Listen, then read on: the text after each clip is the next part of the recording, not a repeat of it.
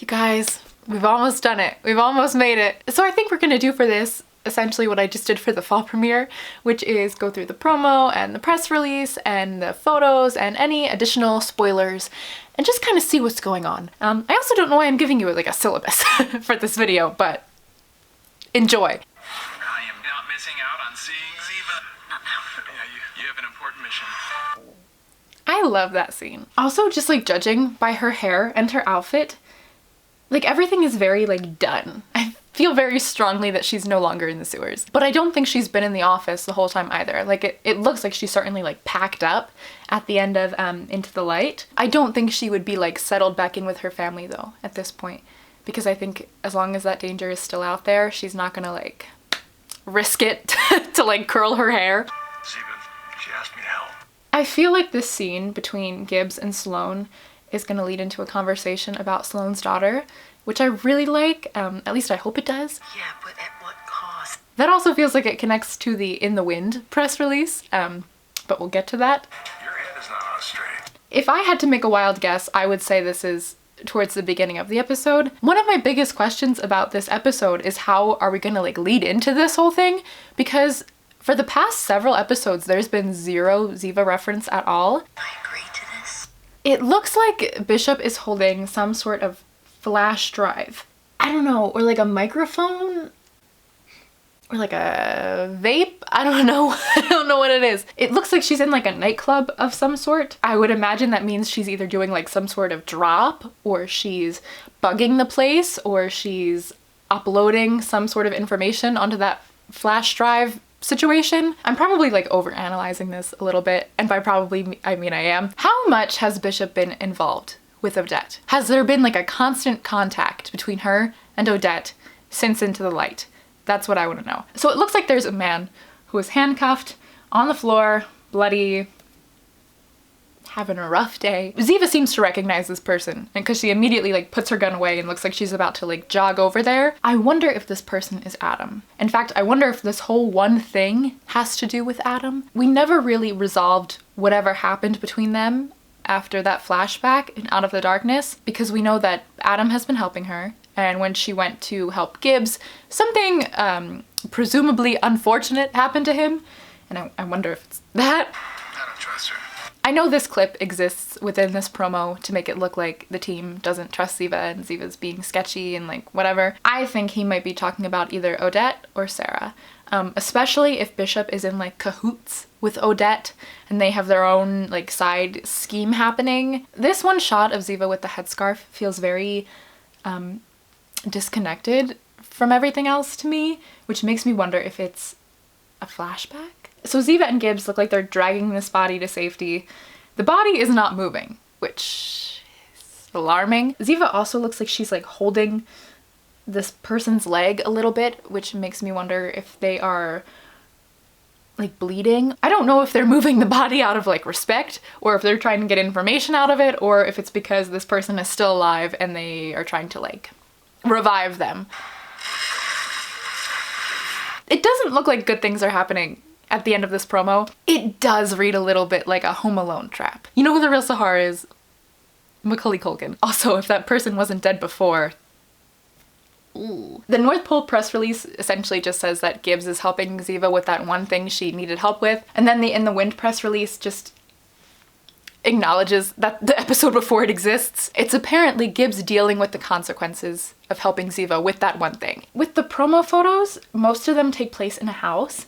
And since Phineas is standing there, I wonder if it's Phineas's house. I don't think that's Gibbs' house, though I super easily could be wrong. And the fact that they appear to be like at an active crime scene in Phineas's house is not great. I think Ziva is also wearing the same thing she's wearing in that promo clip from The Office. I do wonder if she just shows up at the crime scene with Gibbs, like, hey, remember me? Sarah and Phineas are on the guest cast list for both the North Pole and In the Wind. A common theory that seems to have like arisen is that Sarah might be Sahar or connected to Sahar in some way. And to be fair, you're like one typo away from Sarah being Sahar. It would make sense for this set of characters that was introduced at the same time as Ziva's arc to be connected in some way. We know that Phineas's father is some like mysterious figure, and for him to be involved with shady things, maybe involving Ziva, I think that would make sense. And they've introduced this plot line where Sarah has to go back and, you know, fight for custody of Phineas, and she has to keep disappearing. Has she actually been going to these trials, or has she been doing other things? Ever since, I think it was Emily Wickersham who posted that set of note cards, there has been this idea that the person that Ziva killed, who was posing as Sahar, was not actually Sahar. That doesn't make me wonder if it's either maybe Sarah or even Odette. How sad would that be? I've literally been clinging onto that one Mr. Rogers line for like dear life. The one where he talks about the Ari Aswari sob story and whatnot. That line, in combination with this woman dedicating her life to like with Ziva, makes me think that it's deeper than Ziva just killing this woman's boss. I do wonder if Sahar and Ari were like having a fling of some sorts. I do wonder if they have like a secret child together. And no, I don't think that child is Phineas, mainly because I think Ari was dead like 4 years before Phineas was even born. And unless the Christmas tie-in is an immaculate conception, I feel like Sahar and Ari have a deeper backstory than what we've been given. And in terms of backstory, Sarah and Odette are still really mysterious characters. We don't really have anything to like validate whatever they've been saying. I really thought that after the press stuff came out, we'd have like some semblance of what's going on, but I somehow know less. So that's thrilling. Speaking of the guest cast, Adam is only listed on the North Pole press release, which I don't think bodes very well for him, but a person could be in the episode and just not featured on the guest cast list for like spoilers' sake.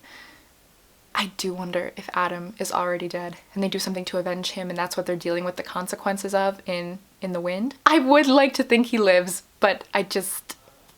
my god, that body is so still. Again, that is me assuming that the body is Adam, which it very well might not be. Like, it literally could just be like a dude. Let's talk about Tony for a second. There was this interview that came out, and Kore says that she doesn't think Ziva and Tony have talked that much, which implies that they've at least talked a little bit. I have kind of had that mindset where I do think they've at least had the base communication of Ziva telling Tony that she's alive, but like, you need to take care of Tali right now. I would imagine she hasn't talked to Tali like at all, and that's like a real bummer, but I can't imagine it would be easy to like keep explaining to your daughter why you have to go away again, and again.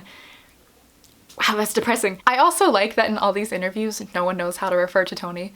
So they just keep calling him like Baby Daddy DiNozzo or something along those lines. Who would have thought? Not me. When they first brought up the spoiler that someone that Ziva cares about is in a life or death situation, I really did think it would be Tony or Tali, but now I'm leaning towards it being Adam because I think that just kind of makes the most sense right now. As far as whether or not I think Tony will physically appear, I feel like literally every day there's like a new piece of evidence that comes out either proving or disproving whether or not he's on set, and then like 2 hours later it's myth busted, and I just cannot keep up with it.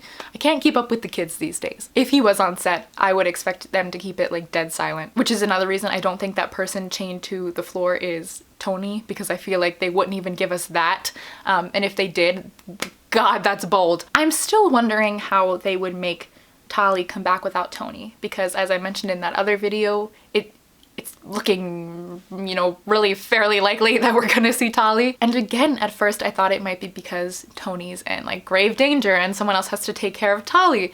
But now that I'm thinking it's Adam, I don't know how Tony's absence would figure into all that. Unless Tali appears in Ziva's mind, which we've gotten something similar to before in the premiere, you know, her hearing Tali's voice in the sewers. When she falls through that floorboard, does she get knocked unconscious and then like hallucinate Tali? I would still love to see Tony, Tali, and Ziva reunited.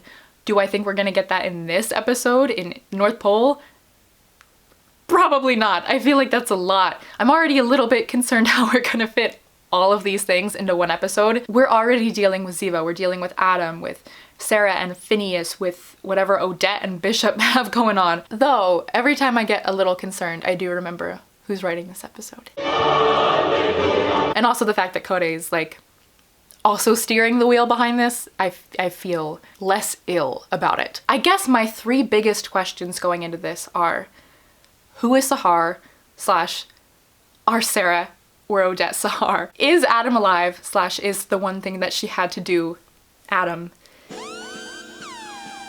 like in like a saving way, not in like a season 10 way? And then how on earth do Tony and Tali factor into all of this? I know there's a lot of big stuff happening, but I really just do want to see some nice stuff between her and Palmer, or her and Sloane, or even her and Casey, just like stuff we haven't gotten that isn't so heavy all the time. I just want to, I don't know, see her smile or something.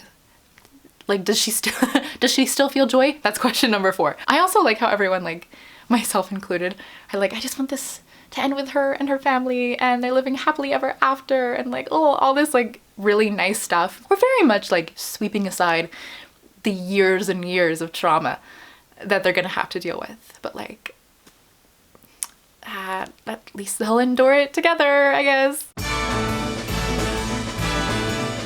I also just realized I didn't talk about what the North Pole could mean. I guess like maybe isolation. I don't know. I guess we'll see.